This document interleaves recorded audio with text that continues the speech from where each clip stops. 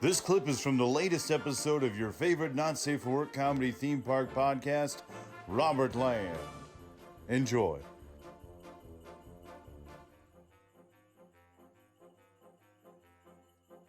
So with that, the best story I have from the big hospital down by the beach, I met the devil at the hospital.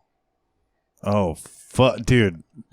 All right. So please elaborate. And I actually said this at Heart Bin, so This is perfect for Halloween. Yeah, my don't friend. feel fucked up, and hopefully don't feel fucked up, because not to be racist, the devil was a white man, and the reason why I call him the devil to this day. I mean, that kind of goes without saying. No, I'm just kidding. I'm a white guy. No, I don't sound like never, that guy. Man. He could have been a brother. He could have been a brown man. He could have been Indian, and in a There's way, a devil in all of us. in a way, right? in another country, another part of the world, Yeah. the devil can take many fucking forms. That's true. As they say. But I happen to be at a big hospital down by the beach. Won't name the name. He comes in calmly and quietly. And I remember thinking to myself, there's nothing wrong with this guy, but they call you in, security, we need a bed watcher, blah, blah, blah. He's there. He's very professional, real clean cut. He's, I'd like to talk to the doctor, please. I don't want to talk to security. And he never makes eye contact with me for like 3 days. He just wants to talk to a nurse, somebody working there. He's very calm. Doctor comes in. He goes, I'm going to check this guy out. He goes, be my eyes and ears now by the door. And I never really talked to the doctor, but usually if there's something crazy like that, they're like, stick around, kid. You want to see this. Because he heard what he said at the front desk. He goes, doctor, hello, I am the devil. I apologize to interrupt your time. I have been walking for miles. And he even said like the song, I don't mean to be a piece of burden, but I am growing out of my skin. And my body is no longer able to contain me. So I've walked for miles on this earth. I come to this hospital, this specific place to meet Tony Robbins, who is God. And at the time, I'm like, who the fuck is Tony Robbins? And I asked around, they go, you ever see Shallow Hell? Oh, Banana Hands. Yeah. At the time. Now I love him to death. He goes, Tony Robbins is going to come here. He's going to place his hands right here on my shoulders. And he said this very like politely and calmly. And he's going to say, it's time to go home. And then I will go back to my resting spot. He says, you can see, and he pulls out his shoes, and his feet, bro, it looked like the top part was fucking just re-ripped. The bottom part was being ripped, both feet. And just like it was being ripped, like something was coming out. I'll never forget. Like imagine corns on the Billy Bag corns, all to the middle of the feet down. Feet were fucked up. Meaning he'd been walking for days, months, nonstop. Or maybe he's telling the truth. I was like, that's fucking nasty, right? So they said, okay, we'll check you out, sir. I understand. You have a seat. The whole time he's very polite, calm. Days go by. Actually, hours go by. I won't fast forward. I was supposed to say. I won't fast forward. I mean, hey, he had a crazy journey. I could see him maybe taking a couple of days off, sitting in a chair. But so it was a few hours go by. So they give you a 72-hour hold if you don't have insurance. Of course, the devil's not going to have American insurance. Why would he?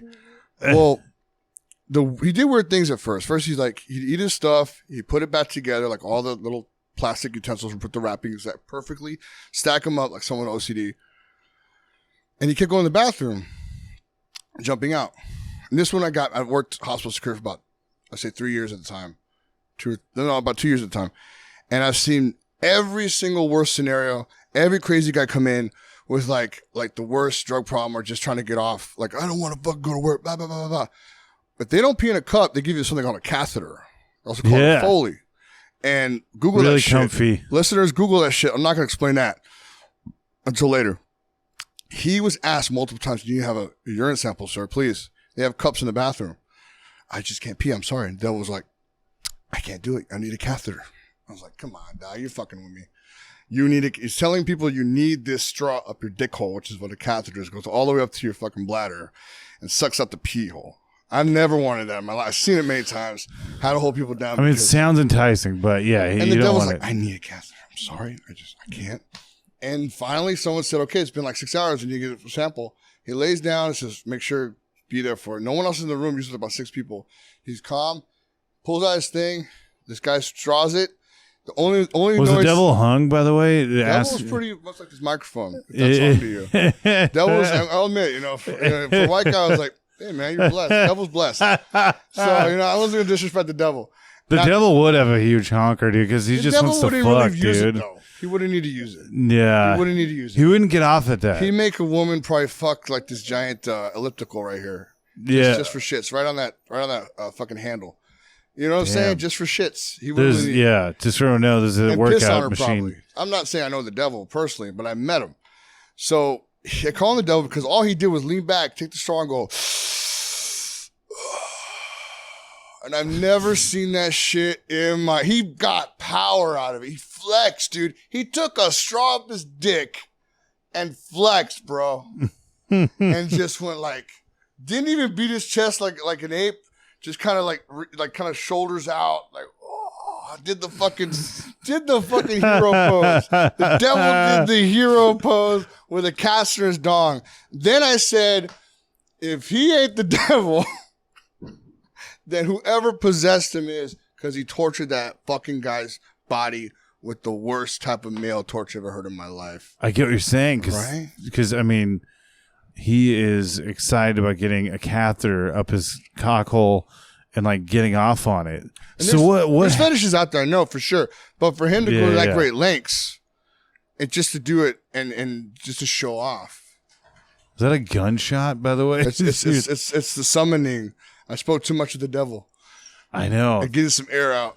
Oh, what's going on, bro? That's not me, man. The door is moving by itself. That's creepy. I didn't do that. So that's all right. I'll wrap this up for we'll finish because this is an amazing story to end on. But what happened to this guy? So what happened was, fast forward throughout the days, and I could, I had to do a 12-hour shift, come back.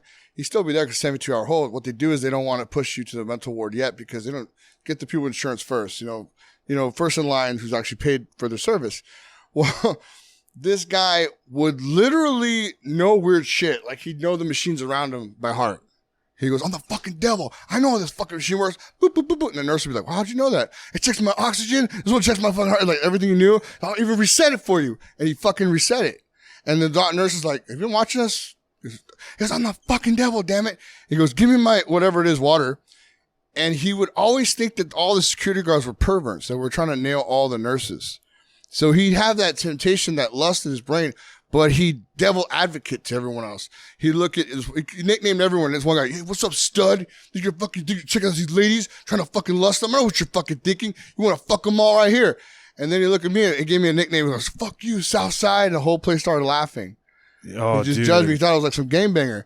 And I thought, man, this guy's evil. And by the end of it, he ended up trying to pick a fight with me. And what's funny is that when he fucking bounced onto me, I braced myself, right? And he never touched me, but he wanted to have me provoke the fight.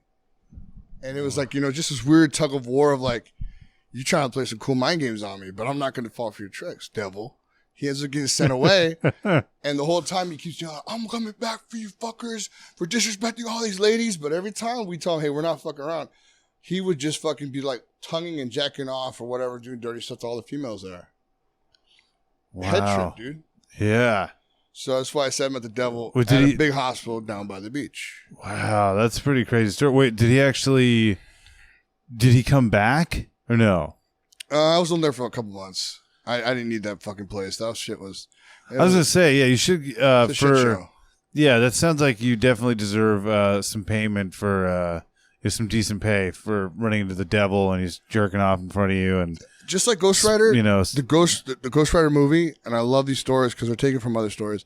The devil can't physically harm you; he's too weak. He gets you with the deal. It's really shady and shitty to say that, but you think of all these famous people and talk about Illuminati or what might be around it, or how many of them gave so much talent. They made a deal with the devil. Yeah, that guy was just. He never made eye contact with me until he wanted to fight me. So weird for 3 days, dude. And he was pacing and going, fuck this, pumping himself up. And it was a dark room. And I was like, man, something's going on. It was 2 a.m. And he walks up to me. He goes, fuck you. Come on, come at me. And I pulled my forearm out to brace myself. And he goes, you want to fucking go? And he kind of just put his neck out and he walked around me and he went to the bathroom. Just made a scene. And everyone's, what's going on? They all woke up, all the nurses, what's going on and shit? Hey, man, he just got up and I told him to get back in your room and he didn't want to do it. So now he's making a scene. Wow. Yeah, the devil's a spaz, dude.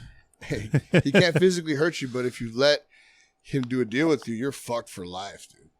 That's just my warning, man. And like I said, if he wasn't him, I've never met a human being who was down for a catheter.